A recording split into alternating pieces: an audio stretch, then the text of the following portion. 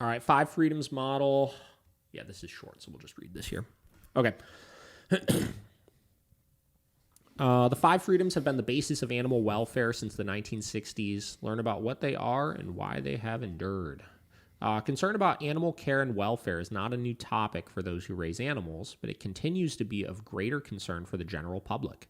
More and more people want to know and understand how animals, especially those raised to enter the food chain, are cared for, where and how these animals live, and what a modern farm is like.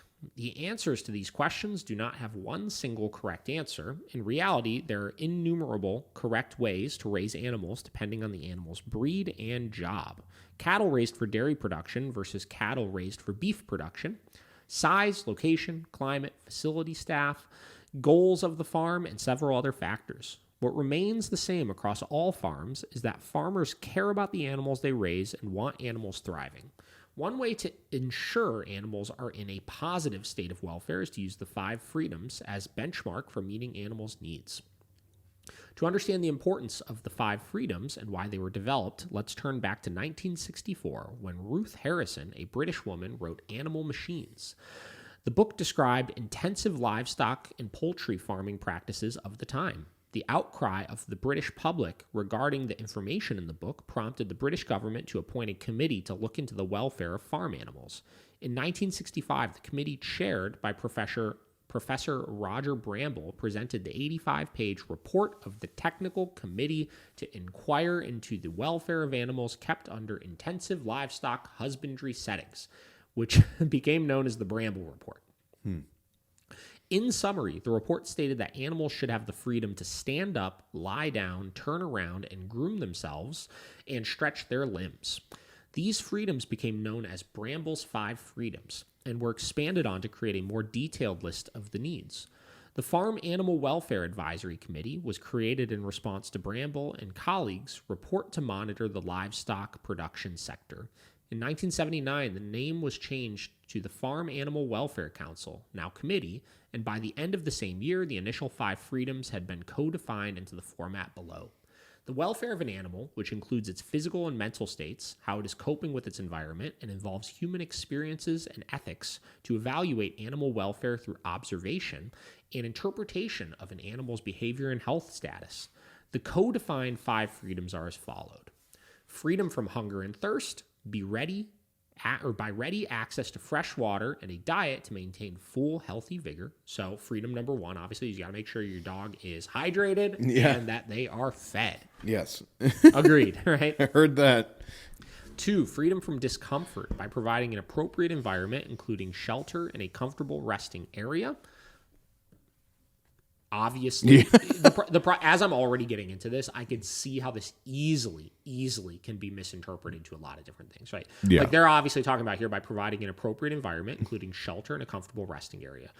So freedom of discomfort, I interpret this as they intended that it's a safe and comfortable shelter that they can be in, right? Yeah. Freedom from pain, injury, and disease by prevention of or rapid diagnosis and treatment. So again, this also, as you could assume, would be misinterpreted. Very much so. But basically what they're implying is that the animal is healthy, right? We're making sure that if we notice the dog is in pain, has some sort of health issue, joint problems, things like that, we're solving those, right? Yep. 4, freedom to express normal behavior by providing sufficient space, proper facilities, and company of the animal's own kind. So basically, let him be a dog. Yeah. Let him be a dog, right? Yep. But again, like the interpretation of what is normal behavior, right? Like at what point, like aggression is a normal behavior, right? Yeah. Should they have freedom to rehearse that? Like, you know what I mean? Like, yeah. Freedom from fear and distress by ensuring conditions and treatment which avoid mental suffering. So obviously implying that the training methods are causing fear and distress, so you can't have that, obviously. Yeah. The 5 freedoms are used in the basis in writing animal care protocols and expectations for many professional groups, including veterinarians, as noted on the American Veterinarian Medical Association website. They've been adopted by representative groups internationally, including the World Organization for Animal Health and the Royal Society for the Prevention of Cruelty to Animals. Most of the animal welfare audits developed for implementation on farms and in processing facilities are based on the 5 freedoms. The impact and use of the 5 freedoms is widespread across the world. An upcoming article from Michigan State University will focus on recognizing how animal caregivers, especially youth in animal science projects, use the 5 freedoms every day in caring for animals. My issue with this, right? Like, this is great, obviously. This should be something we should strive for. Very much so, obviously. Yeah. Right? Like 100%, 100,000% agree. The problem is this was created initially for livestock, right? Yeah. Not for domesticated dogs that are living in homes. Yeah. Right. And we could argue all day long that, freedom to express normal behavior, being locked in a house is not a normal behavior for an animal. No. Right. So this is where you draw the line of like, at what point do we say the whole lives that we keep our animals within are unnatural to begin with? So their normal behavior doesn't fit into this unnatural box. Yeah. Right?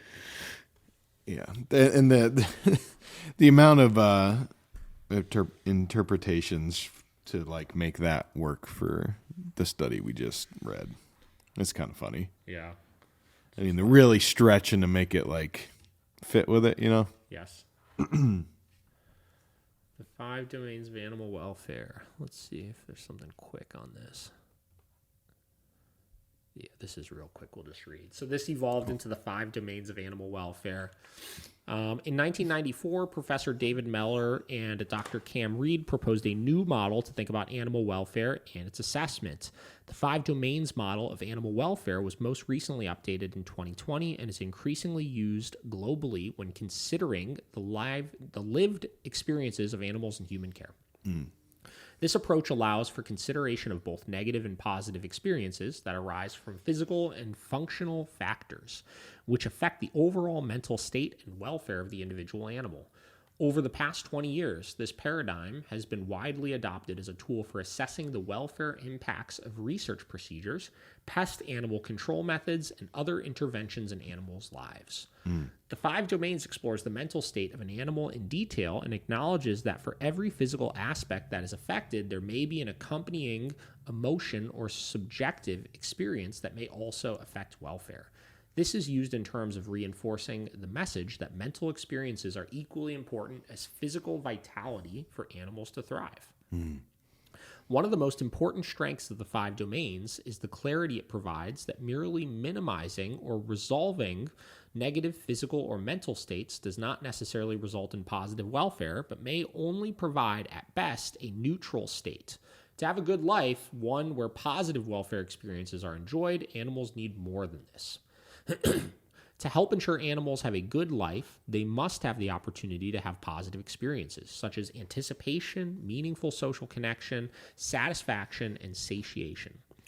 To enable this, those responsible for the care of animals need to provide them with opportunities for interaction with their environment, people, and other animals that not only allow but encourage animals to make choices and express behaviors that are rewarding to them.